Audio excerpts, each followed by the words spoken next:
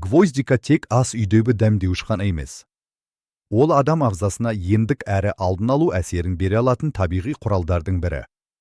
Ғалымдардың зерттеуіне сүйенсек, кептірілген гвоздика бүршіктері иммунитетті қолдап, ас қорытуды жақсартып, қабынуды азайтуға көмектеседі. Ал егер оны таңертең шайнасаңыз не болады? Кешке қолдансаңыз қандай әсер береді?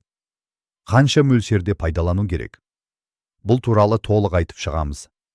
Гвоздика дегеніміз не? Гвоздика тропикалық аймақта өсетін мәңгі жасыл ағаштың кептірілген ашылмаған гүл бүршігі. Ол мейір тұқымдасына жатады. Ағаш жылына 2 рет гүлдейді. Ал біз дәмдеуіш ретінде пайдаланатын бөлігі сол гүлдің кептірілген бүршігі. Гвоздиканың иісі өте күшті, дәмі ашылау әрі жылытады. Бүршіктің қалпағы хош иісті келеді, ал сабағы өткірлеу болады. Ежелгі замандардан бері Қытайда, Үндістанда, Таяу Шығыста және Мысырда гвоздика әрі дәмдеуіш, әрі дәрі ретінде қолданылған. Кейін Грекия мен Римге жеткізіліп, аса бағалы өнімге айналған. Гвоздиканың құрамында не бар? Оның басты құндылығы эфир майында. Гвоздиканың шамамен 20% эфир майынан тұрады. Сол себепті иісі күшті. Негізгі белсенді заты эвгенол. Бұл зат бактерияларға қарсы әсер етеді, қабынуды азайтады, ауырсынуды басады, жүйкені тыныштандырады, ауыз қуысын тазартады. Сонымен қатар құрамында дубильді заттар, флавоноидтар, антиоксиданттар С тобы дәрумендері, минералдар бар. Осының арқасында гвоздика ағзаға кешенді әсер береді. Гвоздиканың негізгі пайдасы бірінші ас қорытуды жақсартады. Егер тамақ ауыр болып, іш кеуіп, асқазан жайсызданса, гвоздика ас қорыту сөлдерінің бөлінуін арттыруы мүмкін. Соның арқасында тамақ жақсы қорытылады. Ауыз иісін жояды. Көп адам 1-2 түйір гвоздиканы шайнап, ауыздағы жағымсыз иістен құтылады. Сонымен қатар ол қызыл иекті тыныштандырады.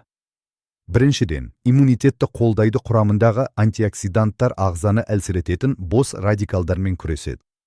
Бауырды қорғайды. Кей зерттеулер эвгенолдың бауыр жасушаларын қорғауға көмектесетінін көрсетеді.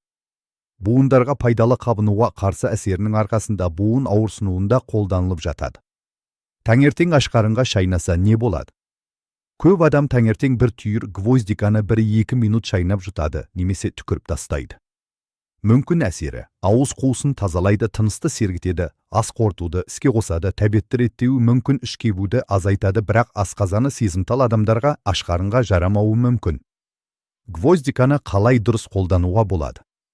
Бұл дәмдеуіштің ең маңызды ерекшелігі, оны әртүрлі түрде қолдануға болады. Тұтастай, ұнтақ түрінде немесе шай ретінде. Тұтас бүршіктер ең пайдалы түрі бүтін гвоздика. Себебі ұнтақталғанда оның эфир майлары тез ұшып кетеді. Сақтау үшін оны тығыз жабылатын ыдыста ұстаған дұрыс.